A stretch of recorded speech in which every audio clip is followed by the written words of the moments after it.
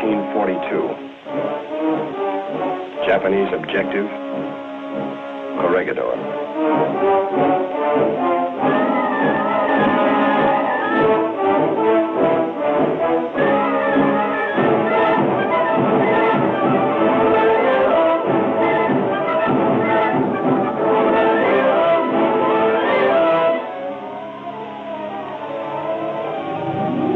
A president's order to leave. A soldier's promise to return. A soldier's hope. An appointment in Tokyo.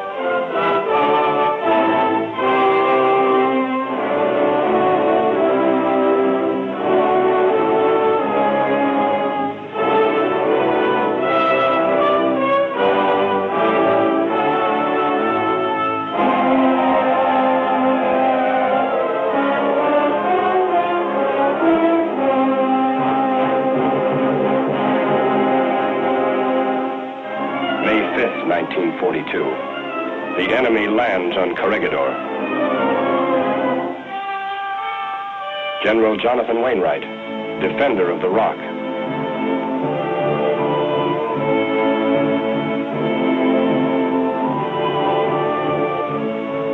Skinny Wainwright's pen wrote deep into the American memory.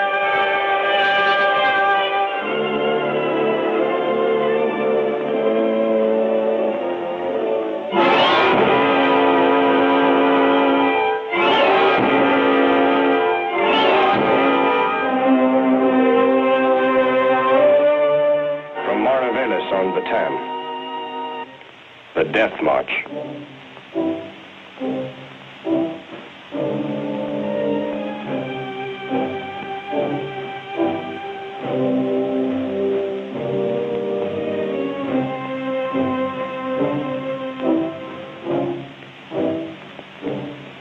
The Japs moved on.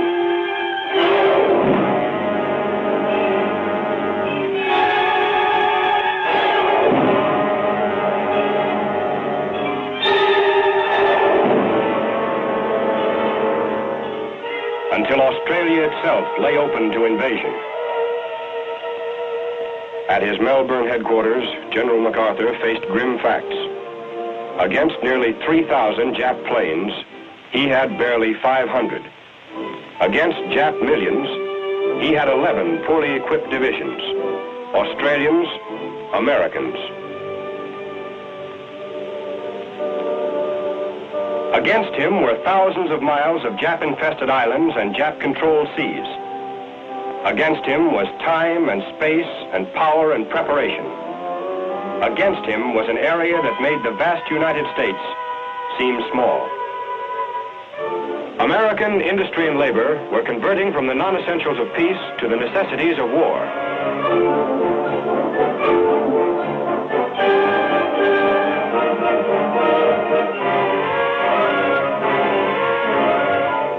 Conversion was slow, and the European theater had first call.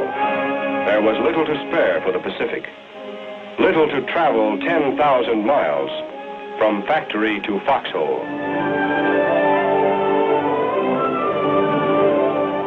The longest supply line in the world, a supply line won and secured by naval victory in the Coral Sea, land victories at Guadalcanal in the Solomons.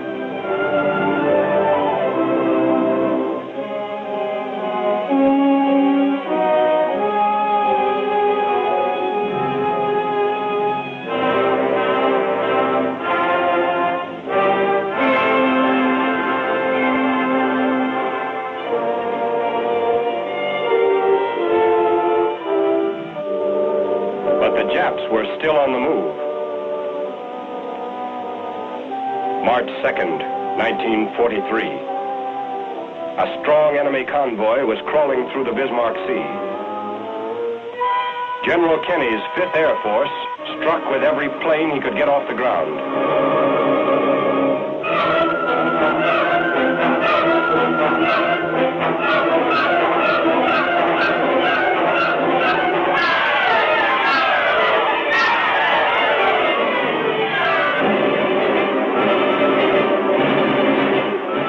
Score, 22 shattered hulks, every enemy ship. A decisive aerial victory had been gained in a critical hour. The Jap had been stopped. This was the turning point. The job of fighting back to the Philippines and beyond to Japan required the closest teamwork of sea, land, and air forces. This brought together Douglas MacArthur and Chester Nimitz. Washington had a plan, 2 roads back to the Philippines. One from Hawaii along the string of coral fortresses, the Gilberts, Marshalls, Marianas, to Palau. This was the job for naval and army forces under Admiral Nimitz. Another from Australia would cut through the jungle of New Guinea, up the stairway of islands to Morotai. This was the job for the Army and Navy forces under the soldier who had made a promise to return.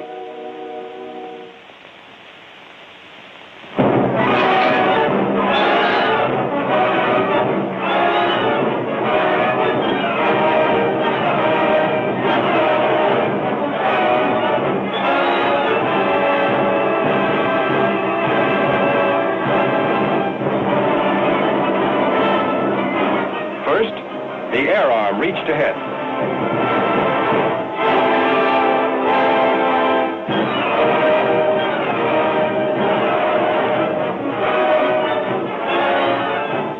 Second, amphibious assault. Hit them where they ain't.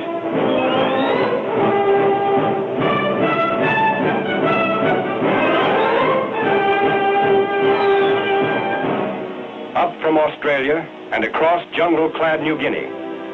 We learned amphibious warfare and used the sea lanes for surprise until we had cut off Jap-packed Rabaul and stood on the Admiralties. By now, the Japs were dug in and ready at Wewak. So we surprised Hollandia. Wewak bypassed.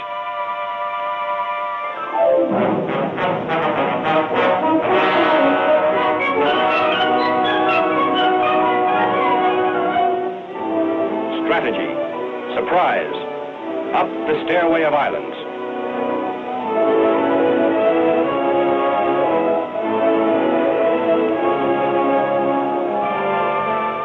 Morotai. The GIs of the Southwest Pacific were dug in and ready for the main event. To get here, they had left a lot of Japs behind them. Box score, 152,000 dead, 160,000 bypassed. This total of 312,000 Japs had cost us 13,000 dog tags nailed to white crosses.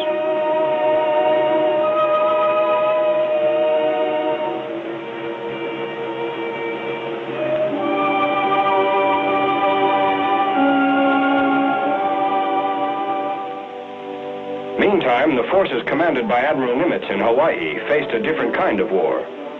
There were no places to hit them where they ain't. Every coral atoll we invaded would have to be taken Jap by Jap.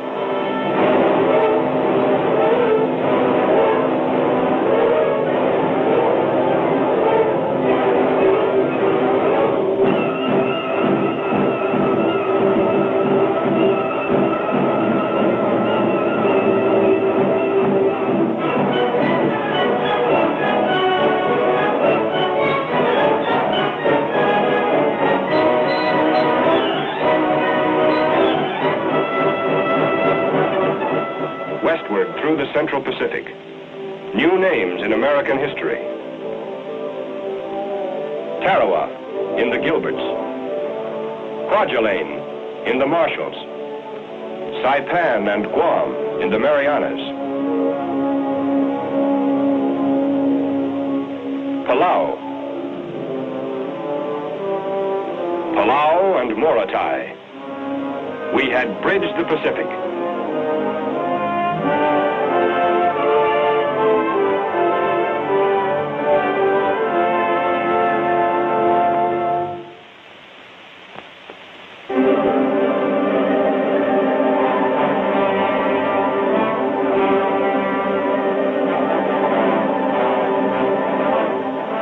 In early October '44, a combat-loaded convoy from Pearl Harbor was on its way to strike the enemy stronghold at Yap.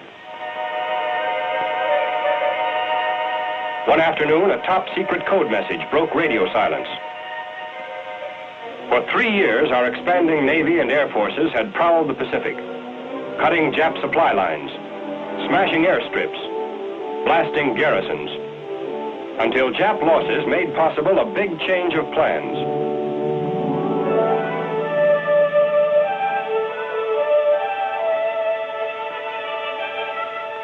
From Admiral Nimitz, instructions to change course. Yap invasion canceled. Rendezvous with task forces headed for a new objective. The Philippines. Now get this. These are the Philippines.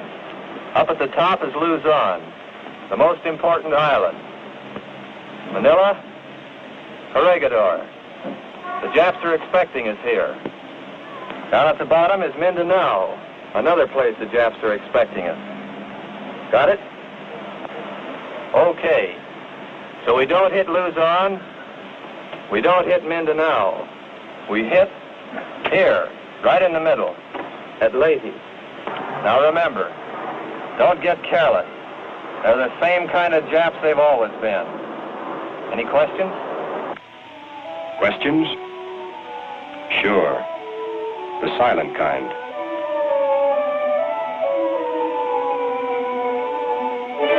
Yes, there are always questions.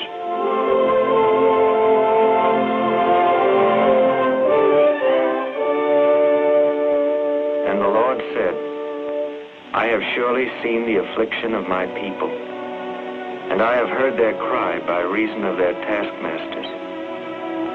And I am come down to deliver them out of that land unto a good land.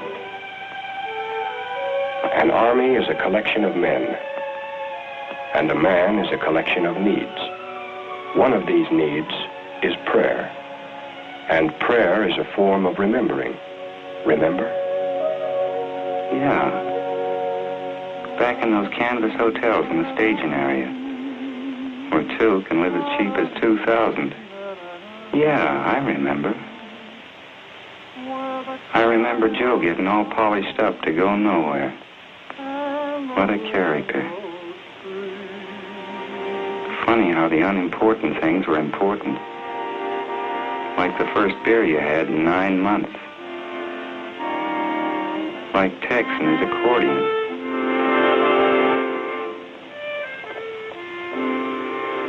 And you remember packing. Cutting down to just what you need, because what you take on your back. And you remember the things you left behind.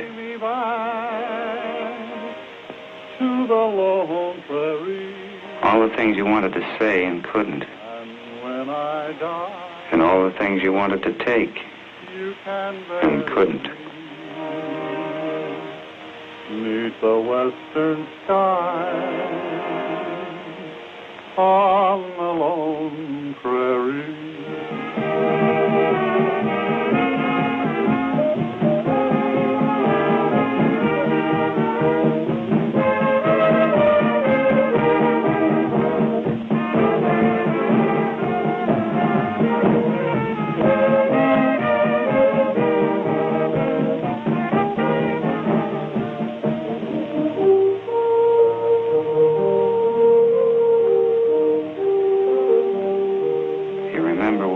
Submarine net slipped by thinking, well, this is it. I'm on my way.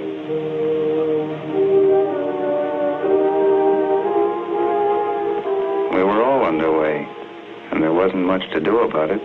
Just sit around and wait for the Navy to take us to the Japs.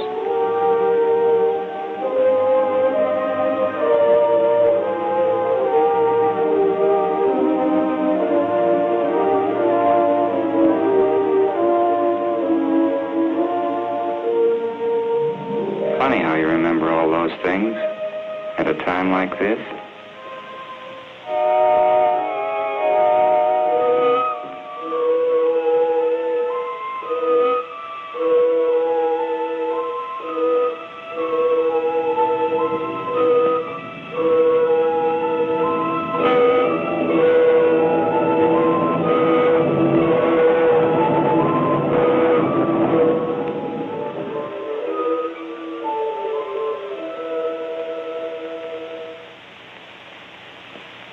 October 20th, 1944. The men of MacArthur have returned.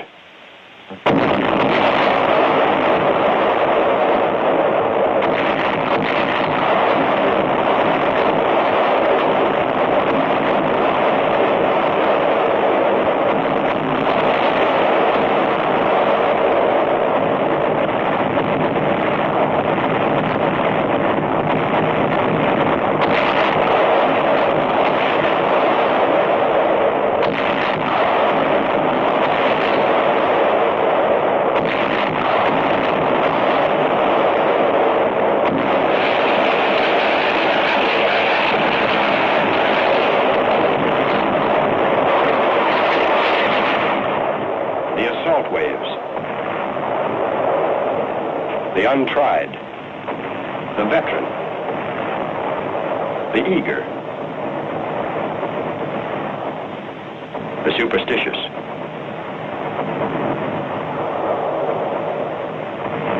The first to land, some the first to fall.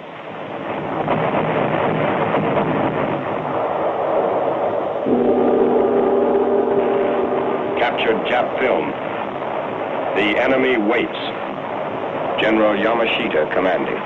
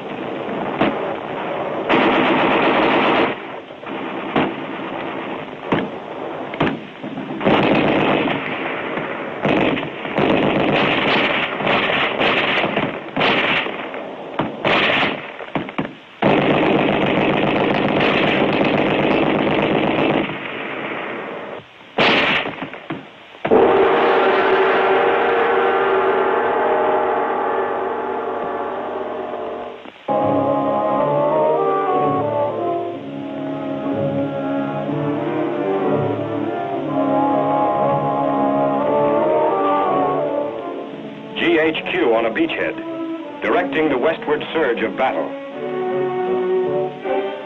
General Yamashita was determined to hold Leyte at any cost. To do this, he siphoned troops from garrisons of all neighboring islands.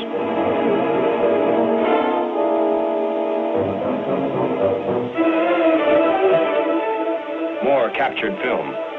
Bandy-legged nip infantrymen like these poured into Leyte. We answered the challenge with a meat grinder offensive against reinforced Jap positions.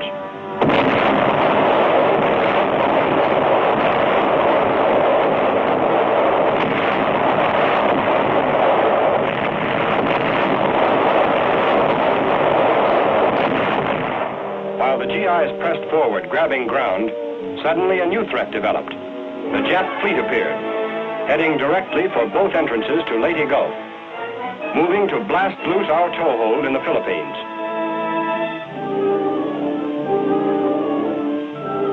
There wasn't much ground troops could do about this threat from the rear. This was a job for the Navy.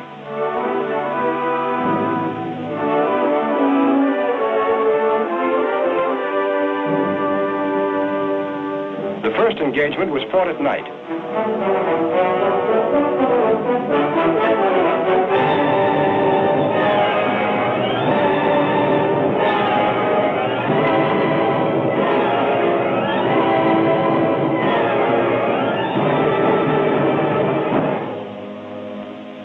On shore, everybody sweated it out, from GI to general. Our heaviest artillery was turned around toward the sea. They looked big, but against naval broadsides, they'd be like pistols against rifles. Next, our jeep carriers put the sting of death in the air east of Leyte Gulf. Jap land-based fighters and bombers reinforced their sea strength.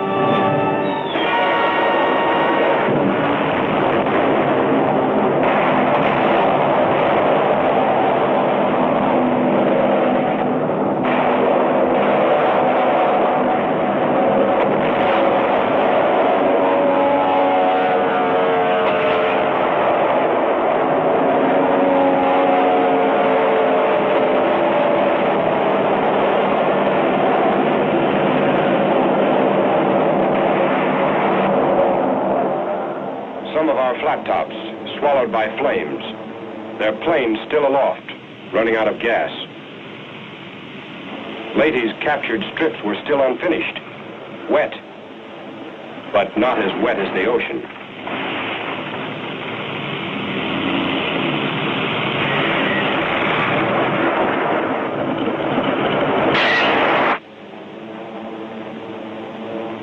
Meantime, east of Luzon, the third engagement.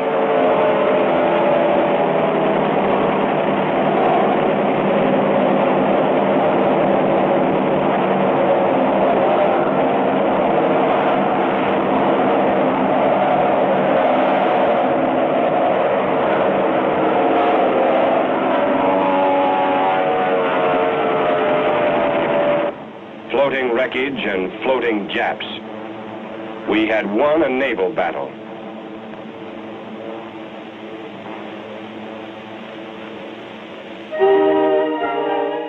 Battle won, beachhead secure.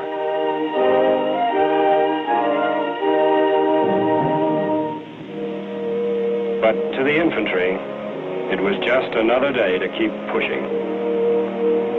The speed and dash of the first days are gone. You're not front-page headlines anymore.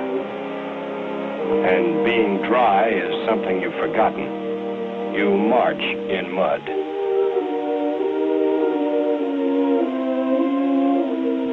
You eat in mud.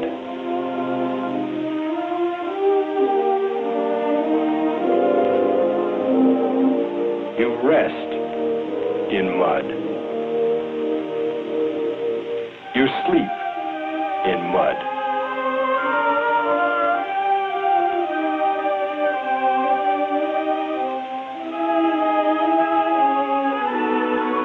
And as long as men remember war, they'll remember mud.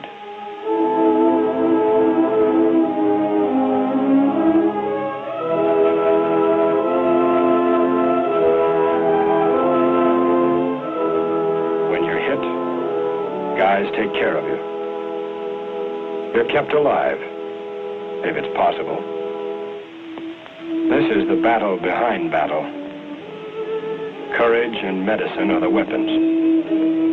Sometimes they're not enough.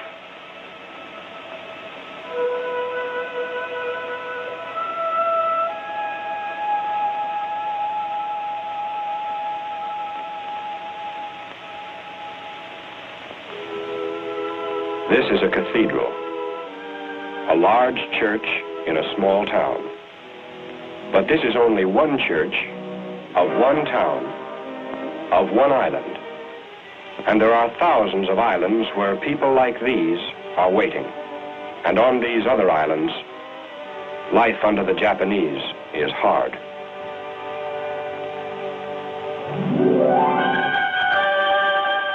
We knew what Jap domination meant. Guerrillas had kept us informed.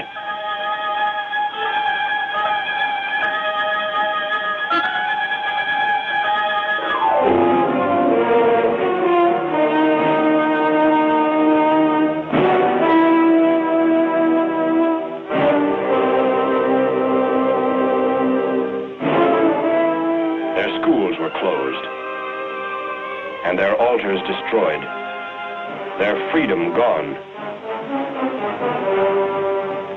Their harvest stolen.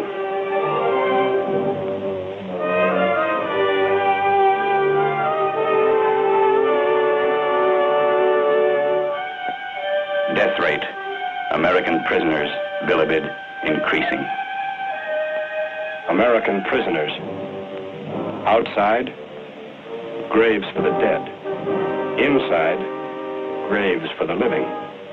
All of these people, Filipino and American, were waiting.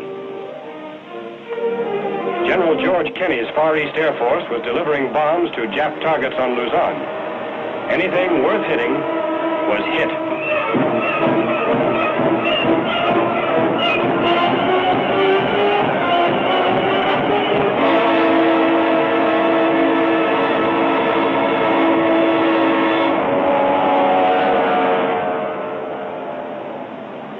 Manila Bay, Luzon, the core of Jap power in the Philippines.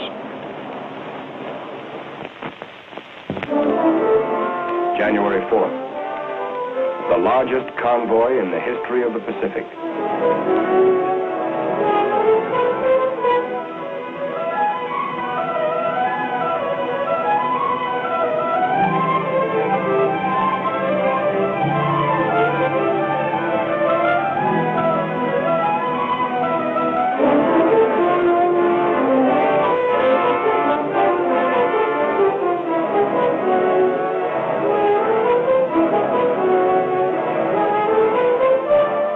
January 9th, 1945.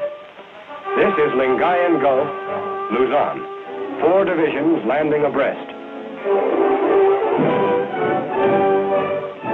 We had expected a very different kind of greeting than these cheering Filipinos who told us the Japs had pulled back 2 days before.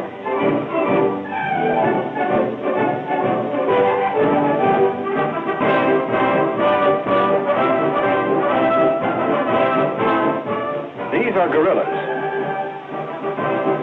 Don't let the clothes fool you. Men like these kept the war going in the Philippines long after the Japs said it was over.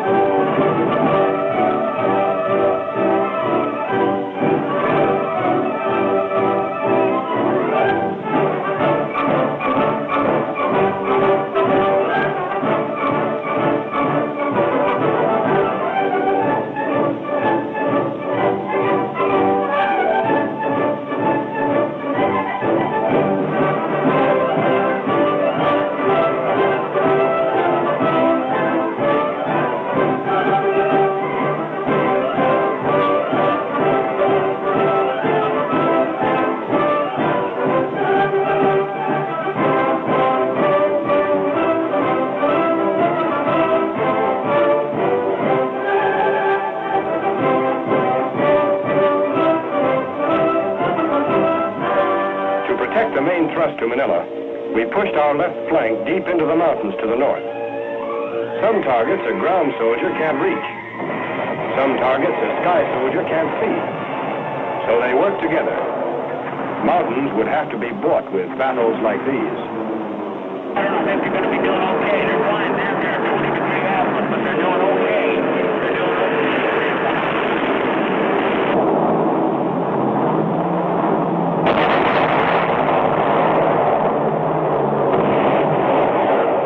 They're flying too much from northwest, too much from northwest to southeast. That is good. That is right on the ball.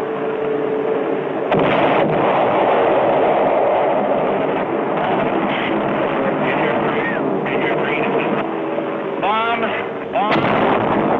Very nicely placed. They're within the target area. Straightening was effective.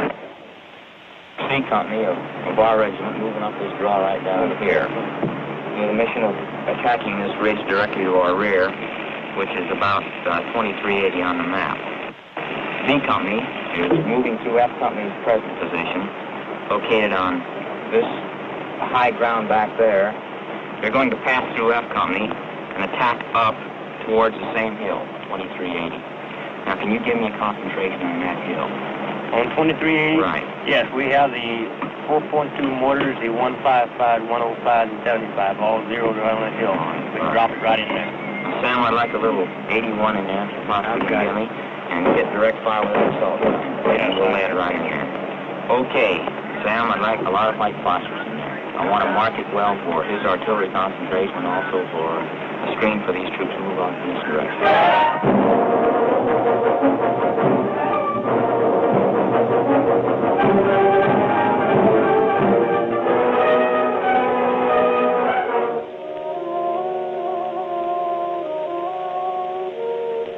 Yea, though I walk through the valley of the shadow of death, I will fear no evil.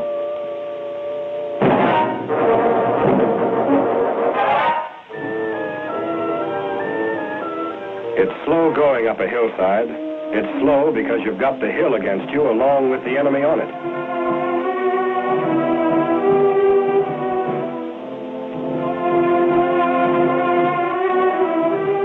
It's slow going up, sometimes slower coming down. Meantime, the main force sped down the Central Plains. Back of enemy lines was an important human objective, Cabanatuan, the prisoner of war camp. If we fail to reach these men, they'll be taken with the retreating Japs on another death march. Hand-picked guerrillas and a company of rangers started on the rescue mission, 25 miles behind enemy lines.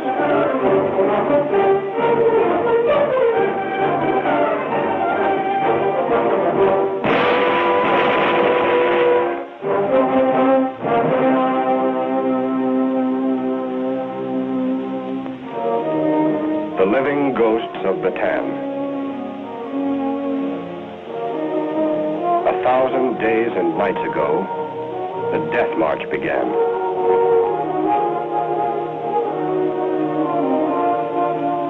These are the few who finished it. Today, they are free.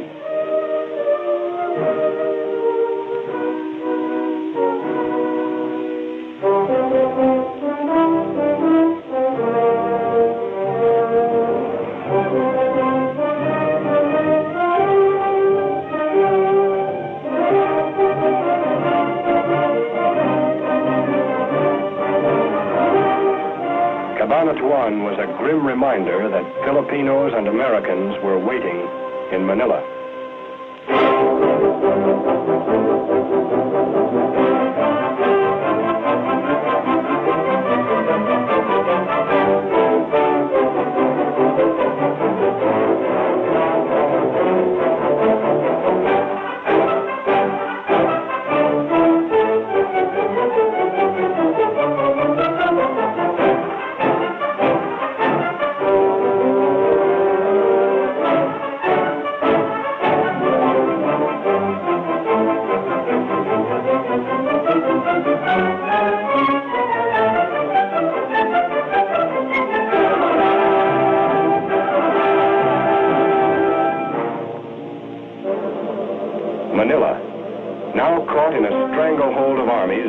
forces landed, and the human vice closed. GIs were in the outskirts. Crawling under a ballpark fence is an old American custom. Rizal Stadium, a baseball diamond.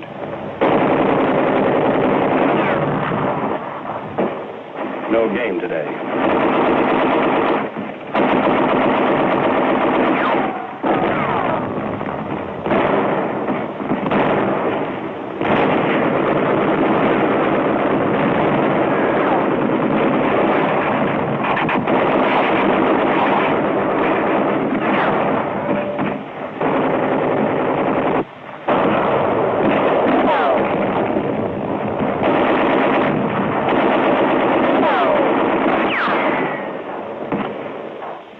Battle never stands still.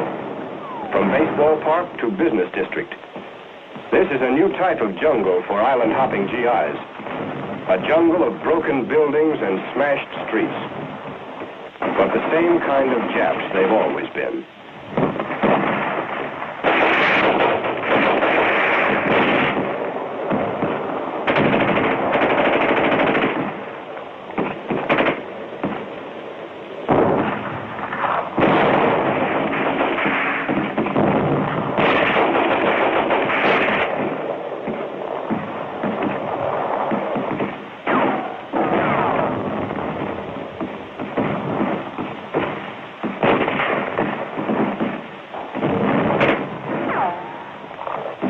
Yamashita had orders from Tokyo.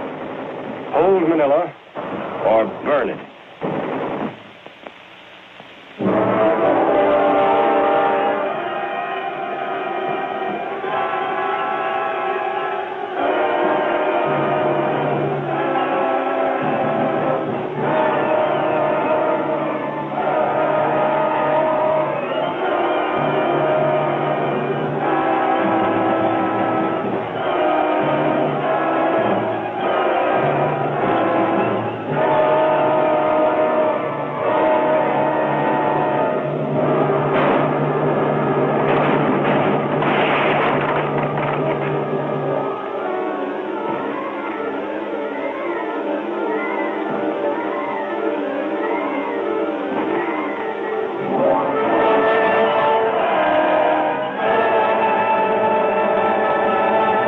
Manila, the pearl of the Orient.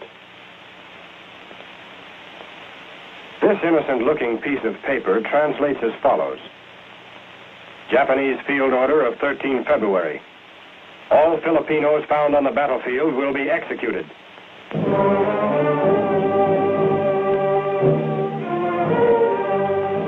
Japanese field order obeyed.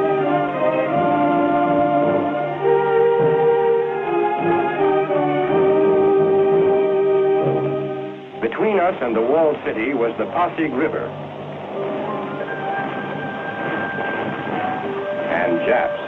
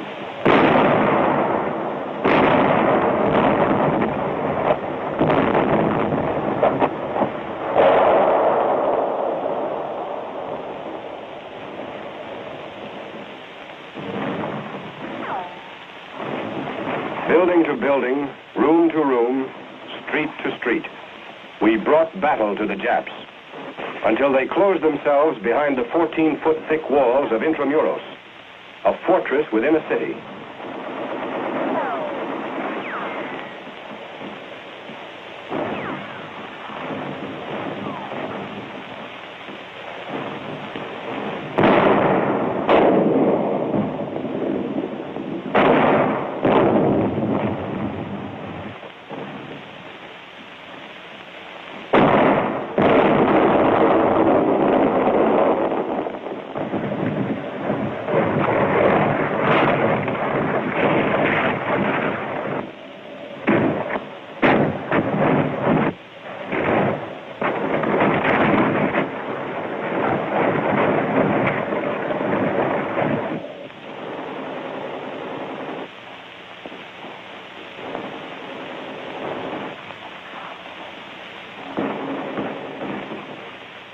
The jungle didn't stop these soldiers.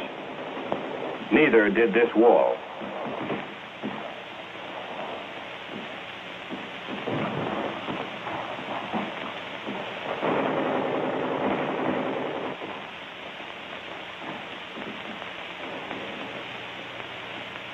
Back of the broken wall, broken Japs.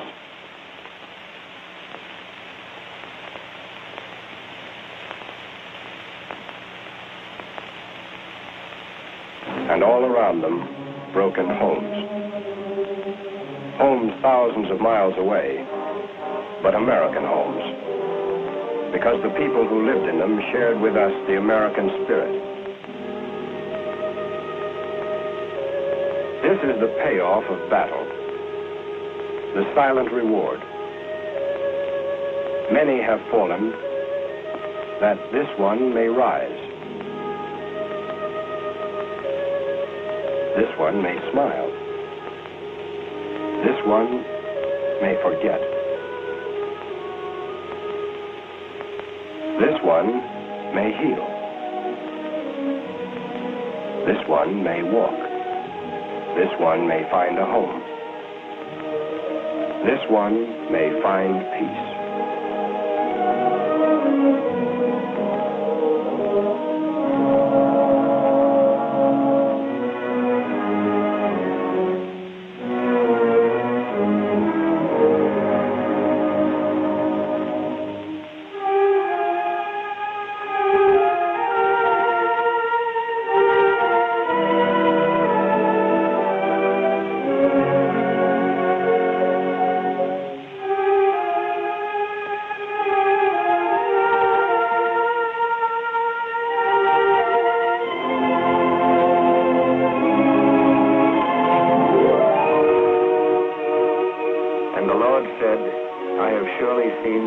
Of my people, and I have heard their cry by reason of their taskmasters, and I am come down to deliver them out of that land unto a good land.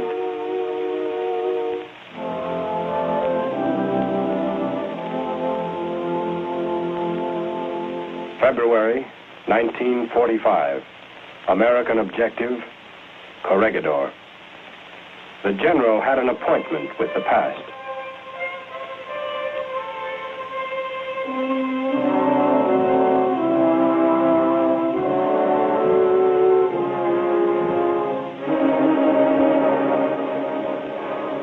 Corregidor, the name of a rock. But it's more than a name. The way Valley Forge and the Alamo are more than names. These men will be jumping into the middle of American history. Those that live will be saying in the years to come, I was there. I jumped on Corregidor.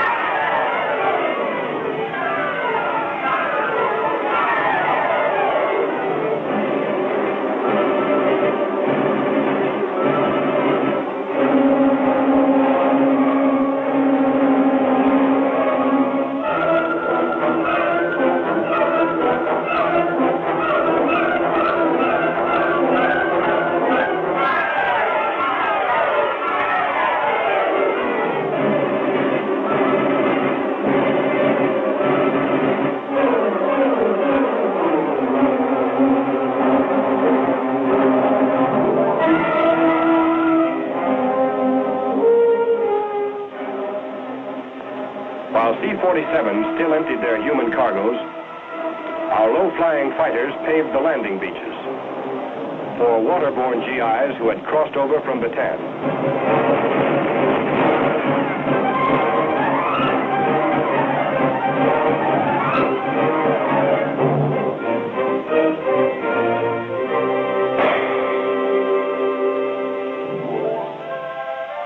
Days after we had landed on the rock, Corregidor is again an American fortress.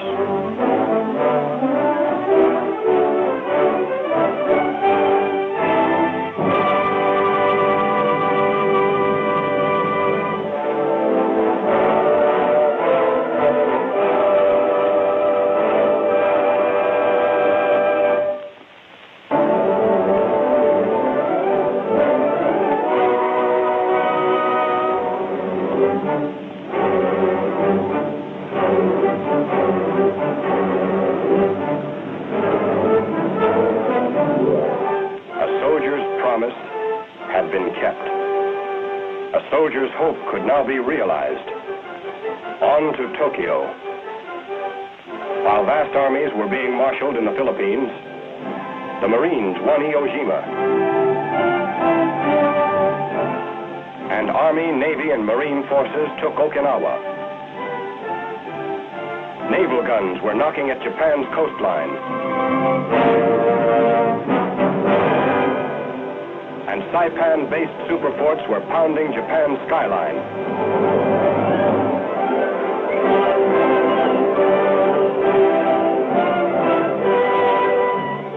Atomic bombs on Hiroshima and Nagasaki. All this, and MacArthur's impending invasion, broke the enemy. The red sun of Japan had set. The might of a free people had come at last to triumph over the lords of war.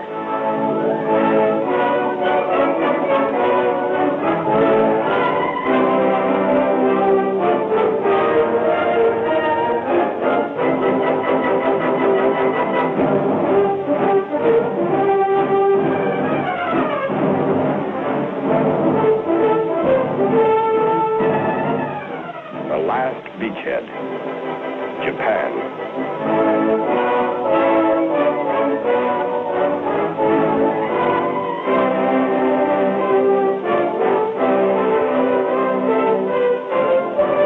August 30th, 1945, at Sugi Airport. General of the Army Douglas MacArthur, Commander-in-Chief of the United States Army Forces in the Pacific, designated Allied Supreme Commander to accept the surrender of the Japanese. He was met by Lieutenant General Eichelberger, commanding the 8th Army.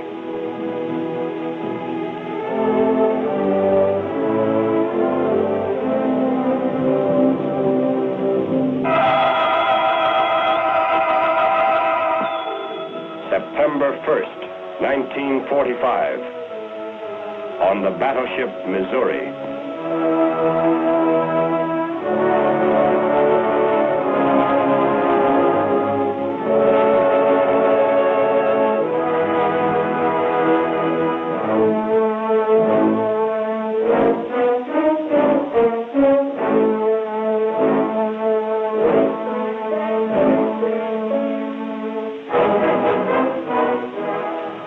It is my earnest hope, and indeed the hope of all mankind, that from this solemn occasion a better world shall emerge out of the blood and carnage of the past, a world founded upon faith and understanding, a world dedicated to the dignity of man and the fulfillment of his most cherished wish for freedom, tolerance, and justice. I now invite the representatives of the Emperor of Japan and the Japanese government and the Japanese Imperial General Headquarters to sign the instrument of surrender at the places indicated.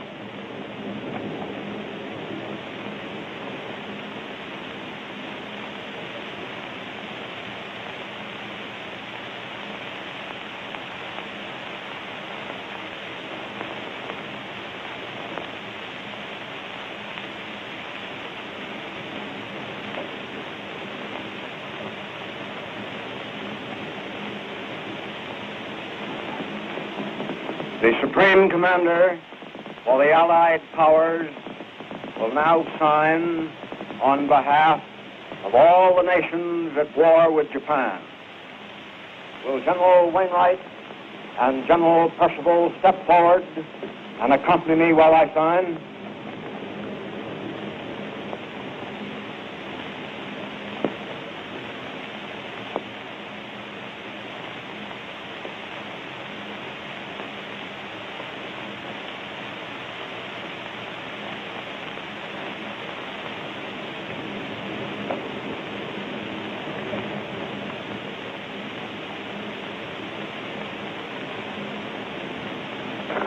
The representatives of the United States of America will now sign. Admiral Halsey and Admiral Sherman are standing together.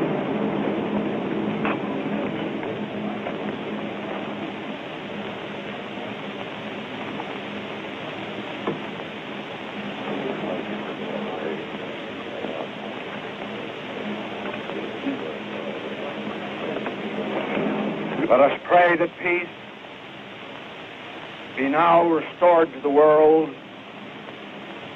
and that God will preserve it always. These proceedings are closed.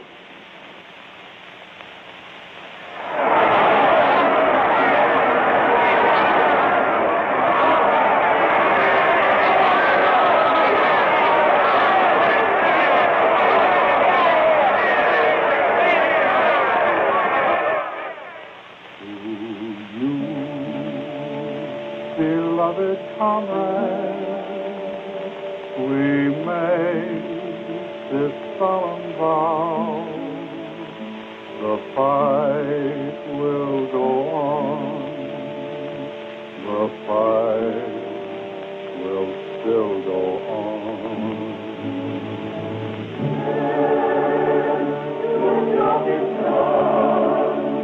Now that we won, we'll take the fight, we'll still go on. The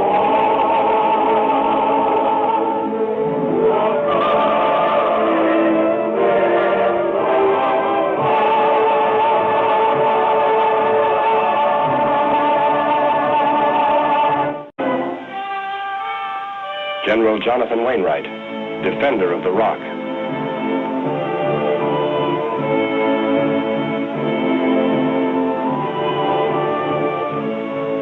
Skinny Wainwright's pen wrote deep into the American memory.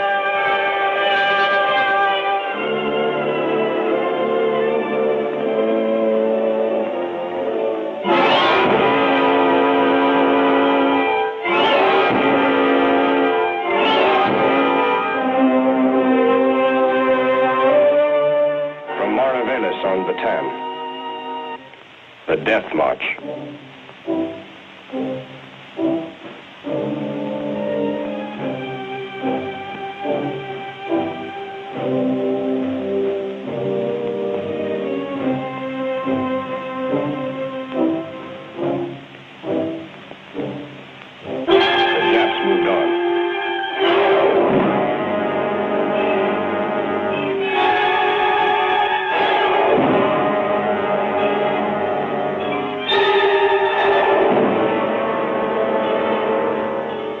Until Australia itself lay open to invasion.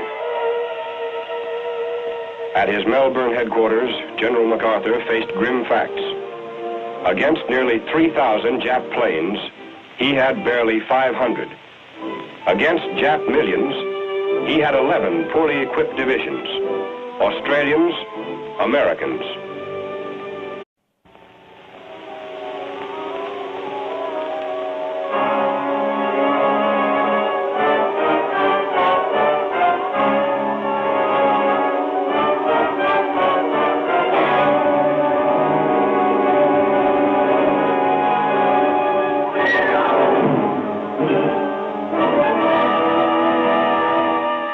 February 1942. Japanese objective, Corregidor.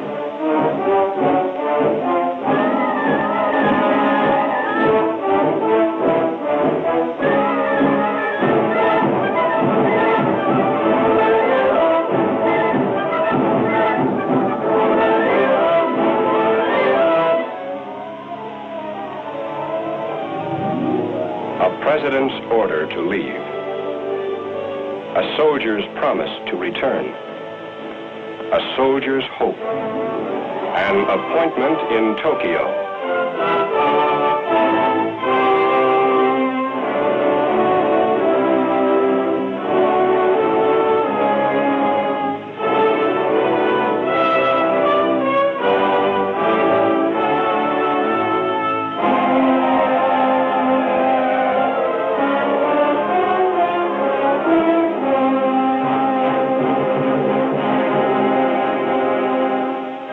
May 5th, 1942. the enemy lands on Corregidor.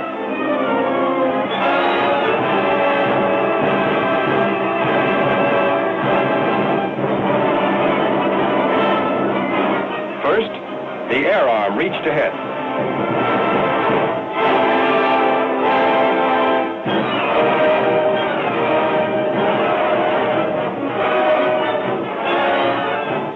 Second, amphibious assault. Hit them where they ain't.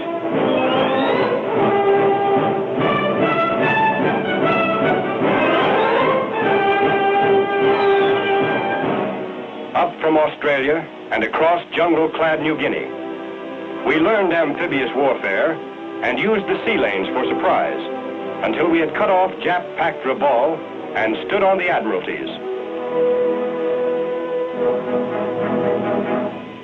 By now, the Japs were dug in and ready at Wewak, so we surprised Hollandia. Wewak bypassed.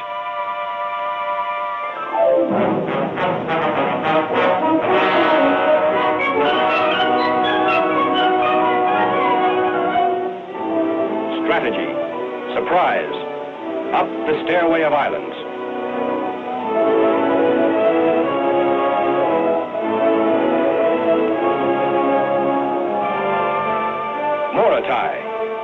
The GIs of the Southwest Pacific were dug in and ready for the main event. To get here, they had left a lot of Japs behind them. Fox Score was crawling through the Bismarck Sea. General Kenny's 5th Air Force struck with every plane he could get off the ground.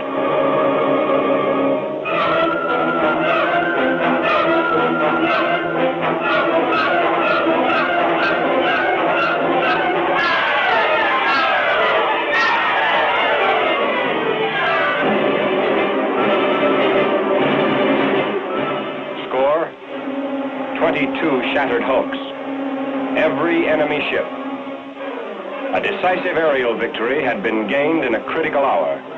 The Jap had been stopped. This was the turning point. The job of fighting back to the Philippines and beyond to Japan required the closest teamwork of sea, land, and air forces. This brought together Douglas MacArthur and Chester Nimitz. Washington had a plan, 2 roads back to the Philippines. One from Hawaii along the string of coral fortresses, the Gilberts, Marshalls, Marianas, to Palau. This was the job for naval and army forces under Admiral Nimitz. Another from Australia would cut through the jungle of New Guinea, up the stairway of islands to Morotai. This was the job for the Army and Navy forces under the soldier who had made a promise to return.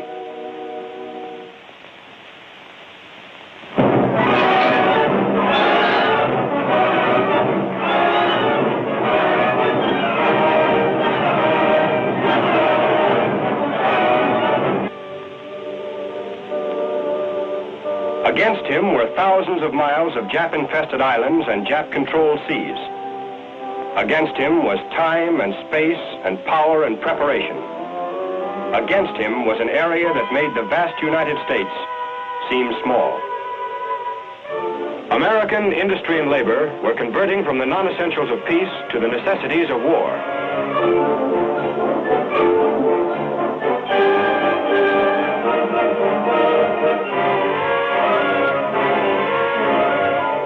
Conversion was slow, and the European theater had first call. There was little to spare for the Pacific, little to travel 10,000 miles from factory to foxhole.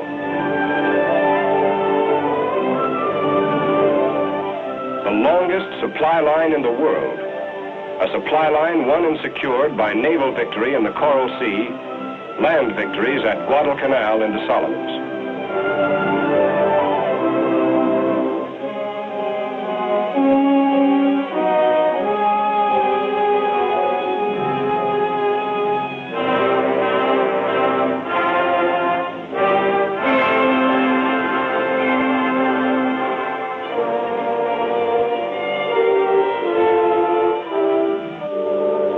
The Japs were still on the move. March 2nd, 1943. A strong enemy convoy